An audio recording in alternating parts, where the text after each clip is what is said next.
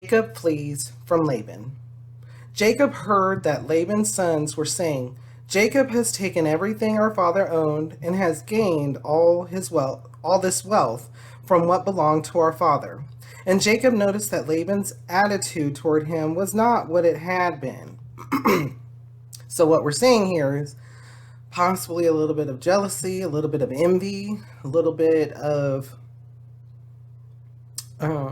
rage along with it, because you know basically the Lord was blessing Jacob, and Laban had been blessed by Jacob, but now because Jacob's leaving, he's starting to understand that he didn't have everything. He wasn't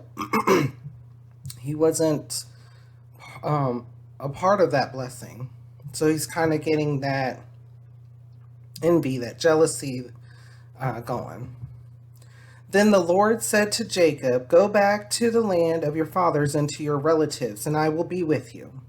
So Jacob sent word to Rachel and Leah to come out to the fields where his flocks were. He said to them, "I see that your father's attitude toward me is not what it was before, but the God of my father has been with me. You know that I've worked for your father with all my strength, yet your father has cheated me by changing my wages 10 times. However, God has not allowed him to harm me. If he said, 'The speckled ones will be your wages,' then all the flocks gave birth to speckled young. And if he said, 'The streaked ones will be your wages,' then all the flocks bore streaked young. So God has taken away your father's livestock and has given them to me."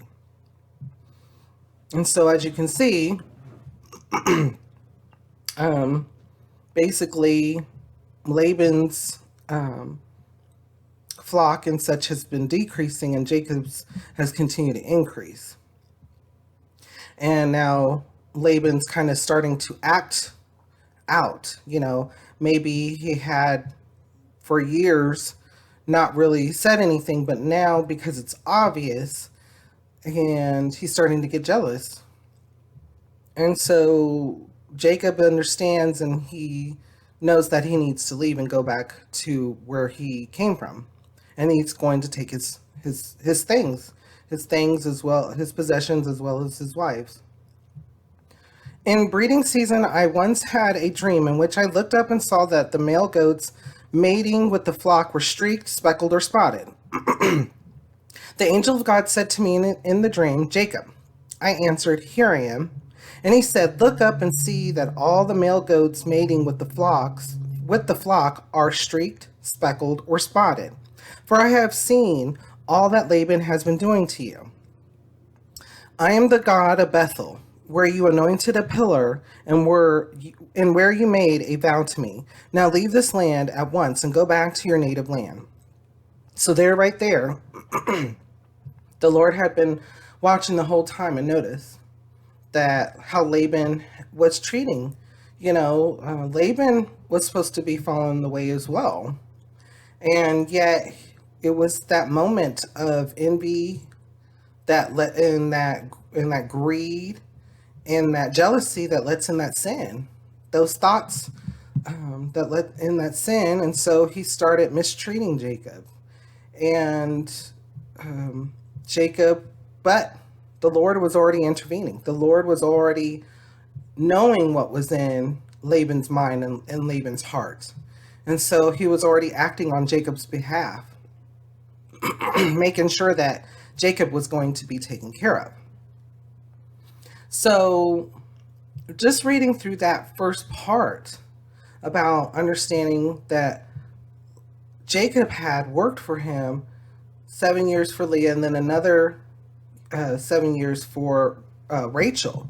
And because Laban had originally tricked him, he tricked him by marrying, basically getting Jacob drunk,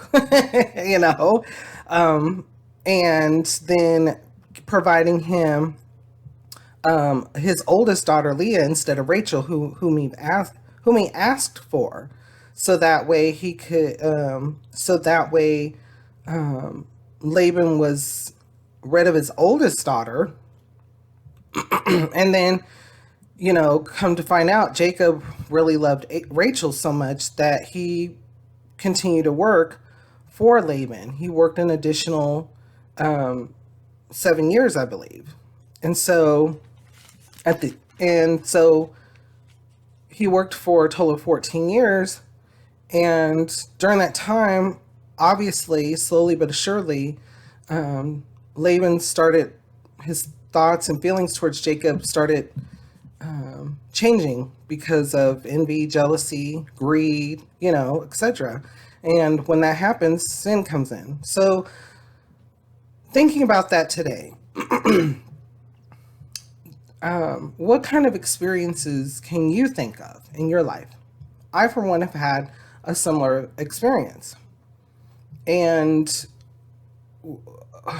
like one job in particular that I've had years ago, it was kind of like, it wasn't a dog eat dog type of job, but it almost felt like that because there were rewards for meeting goals. And so when you just do well, everybody's after you.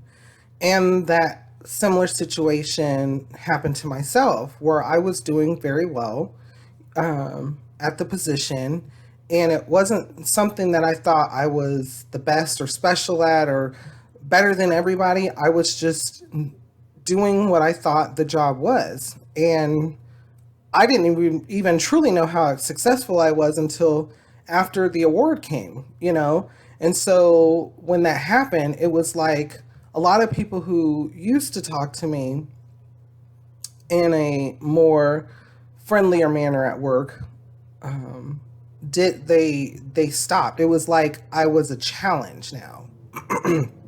It was like they saw me in a different way, like I was trying to take something from them, and that definitely wasn't the case at all. And so it was just a difficult situation because I noticed there was a change in attitudes and in feelings and thoughts and visual, people looking at you in a different way, speaking to you in a different way. And so I prayed about it. I prayed a lot about it. And I think some people that I knew and were my colleagues and such, over time stopped feeling that way. One or two I actually spoke up to, I felt led to speak to, and say, hey, nothing's changed, you'll get it next month, or show some type of encouragement to that person. And that helped, of course, that definitely helped. Because that's just me. Like, when one person does good and you want to help other people to do good, so you all shine, you all do very well, and that helps the atmosphere as well. If everybody's winning, everybody's doing a good job.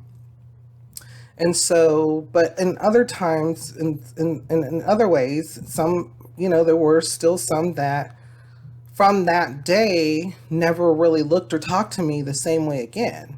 And it kind of, for a person like myself, it was kind of like missing an opportunity to be able to continue to encourage, if that was needed, or have that type of relationship where you could be a positive light in that person's life. And so in a way, it was a little bit of a heartbreak or devastation. But at the same time, I had to come to realize and understand that that's just life. That is sometimes what happens. And you have to be prepared, even though we're not always prepared. And you have to cope and work through it. And then you have to move on. You have to continue through your path as the Lord directs you, as what you need to do. And so, what kind of thoughts or feelings come to your mind when reading about Jacob, reading about Laban, how can you relate to this portion, these verses that we've read? What kind of thoughts or feelings come to your mind? How does it make you feel, and what does it make you think?